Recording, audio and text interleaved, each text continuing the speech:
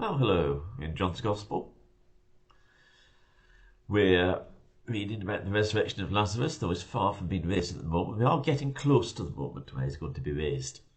But anyway, in chapter 11 of John's Gospel, we'll read 17 to 27. Try and get through all of it. However, I'm going on too long, partway through, and then we'll do it in two bits.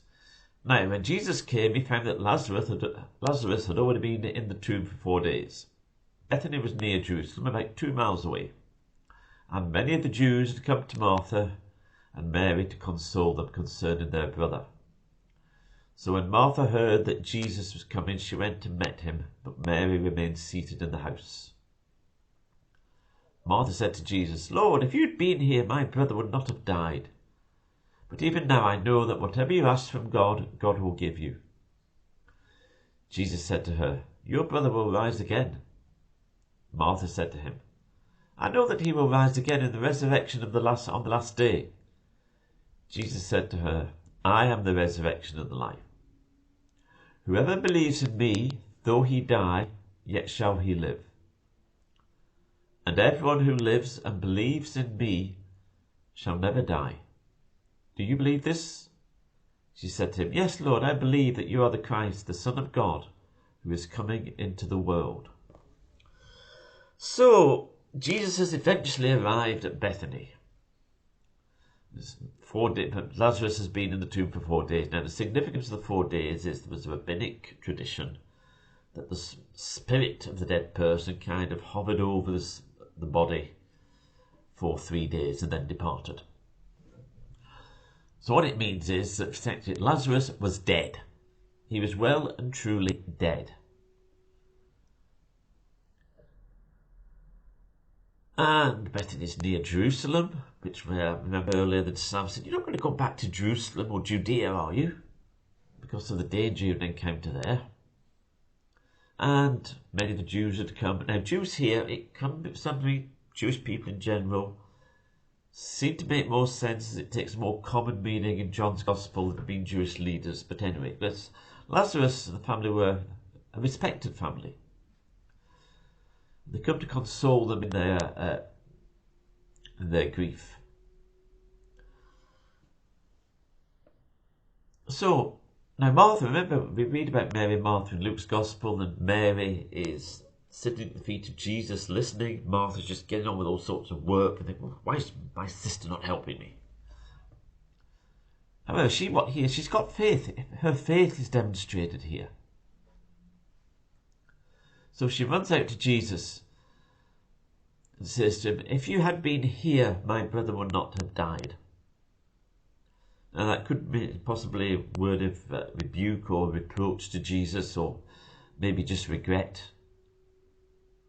He says, "But even now I know that whatever you ask from God, God will give you." Now that could be seen as thinking, I believe he could raise Lazarus from the dead. Though with what we'll read of later, that seems a bit unlikely.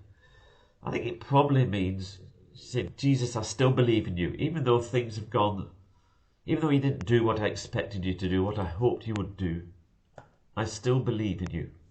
I think, could be wrong, but I think that's possibly the more likely. But then Jesus, he's got a surprise for Martha. It's going to be a surprise in the words he says here first, then later on we'll get the big surprise.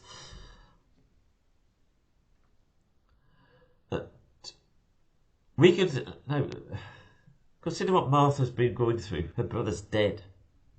She prayed to Jesus, prayed to God for help, and help did not come.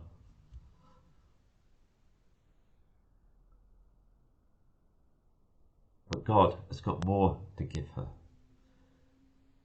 He says, first of all, Jesus says, "Your brother will rise again." Now Martha thinks, right, she says, "I know he will rise on the last day." She believes in the resurrection. And she did believe that. There's no reason to think otherwise. But Jesus had further to take her. What she believed in, there were greater consequences to it. And when you think, right, we believe that if you're a Christian, you believe that Jesus has forgiven you. we don't realise the full consequences and implications of that. It has much greater implications for our life than we realise. Anyway, Jesus then said, I am the resurrection and the life. Whoever believes in me, though he die, yet shall he live. And everyone who lives and believes in me shall never die. And we tend to focus on the what. The Bible, Jesus in particular, actually gives them much more emphasis on the who. Remember when he called the disciples, he said, follow me. Didn't tell them where he was going to take them. The key thing was they were following him. And here, talking about the resurrection, the focus is on him. We can, particularly in charismatic type churches, we can believe in having faith for a miracle, faith for this, faith for that. We should focus more on the who than on the what. On who Jesus is. And conversely, when we do that, when we focus on the who, we will actually see many more answers to prayer, even miracles happening in our lives. When we focus on the who. Because why should God answer our prayers? Why should we believe that God would do this miracle or that miracle, that breakthrough or this breakthrough? It's because of who he is. That's the foundation of who he is and his attitude towards us. So we should focus on the who. That's not a musical term, by the way. Apologies for that bad joke. And then he comes to a crucial question. Do you believe this? And we've got the truth of the gospel question is, do we believe it? And Martha says to him, yes, Lord, I believe that you are the Christ, the Son of God, who is coming into the world.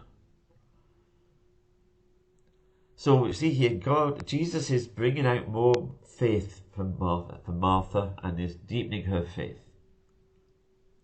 And we'll see, obviously, we all know the end of the story, but we'll just see how that works out in probably a couple of videos time. But you'll just have to